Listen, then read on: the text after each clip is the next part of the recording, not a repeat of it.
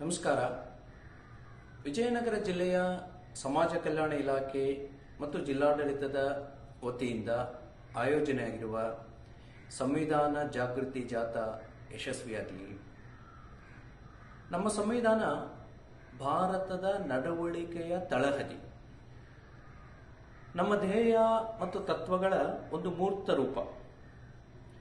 ಅದರಲ್ಲಿ ಆಳವಾಗಿ ಪ್ರತಿಪಾದನೆಯಾಗಿರುವ ಏಕತೆ, ಸಮಾನತೆ ಮತ್ತು ನಾವೀನ್ಯತೆಗಳ ಶಕ್ತಿ, ಇವುಗಳನ್ನು ಇಸ್ರೋದಲ್ಲಿ ಒಬ್ಬ ವಿಜ್ಞಾನಿಯಾಗಿ ನಾನು ನೇರವಾಗಿ ಅನುಭವಿಸಿದ್ದೇನೆ.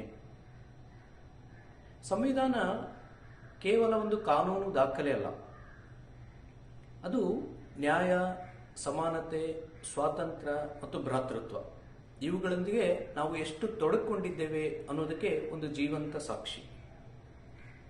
ಒಂದು ಕಾಲದಲ್ಲಿ ಅತ್ಯಂತ ಸಂಕೀರ್ಣವಾಗಿದ್ದಂತಹ ಭಾರತೀಯ ಸಮಾಜಕ್ಕೆ ಪ್ರತಿಯೊಬ್ಬ ಭಾರತೀಯನಿಗೂ, ಪ್ರತಿಯೊಬ್ಬ ನಾಗರಿಕನಿಗೂ ಸಮಾನವಾದ ಹಕ್ಕುಗಳನ್ನು ಒದಗಿಸಿದಂತಹ ಒಂದು ಮಹತ್ತರವಾದ ಗ್ರಂಥ. ಸ್ನೇಹಿತರೆ, ನಮ್ಮ ಹಕ್ಕುಗಳು ನಮಗೆ ಕರ್ತವ್ಯಗಳ ಜೊತೆಗೆ ಬರ್ತವೆ. ಸಂವಿಧಾನದ ಆಶಯಗಳನ್ನು ಎತ್ತಿ ಹಿಡಿಯುವಂತಹ, ಪ್ರತಿಯೊಬ್ಬ ನಾಗರಿಕನ ಹಕ್ಕುಗಳನ್ನು ಗೌರವಿಸುವಂತಹ ಮತ್ತು ಕಾಪಾಡುವಂತಹ, ಹಾಗೆಯೇ ಸೂಕ್ತ ಸಂವಾದದ ಮೂಲಕ ಸಹಿಷ್ಣುವಾದಂತಹ ಒಂದು ಸಮಾಜವನ್ನು ನಿರ್ಮಿಸುವ, ಮುಂದುವರಿಸುವ ಕರ್ತವ್ಯ ನಮ್ಮದಾಗಿದೆ.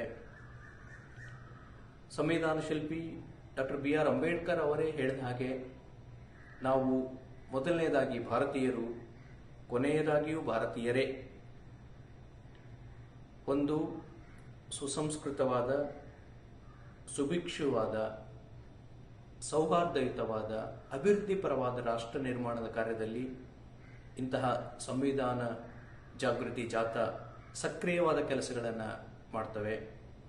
ಹಾಗಾಗಿ ಈ ಮಹತ್ತರವಾದ ಕೆಲಸದಲ್ಲಿ ಎಲ್ಲ ನಾಗರಿಕ ಬಂಧುಗಳು ಭಾಗವಹಿಸಬೇಕು ಅಂತೇಳಿ ನಾನು ಮನವಿ ಮಾಡಿಕೊಳ್ತೇನೆ. ನಮ್ಮೆಲ್ಲರ ಈ ಸಂಘಟಿತ ಪ್ರಯತ್ನದಿಂದ ನಮ್ಮೆಲ್ಲರ ಏಳಿಗೆ ಆಗಲಿ.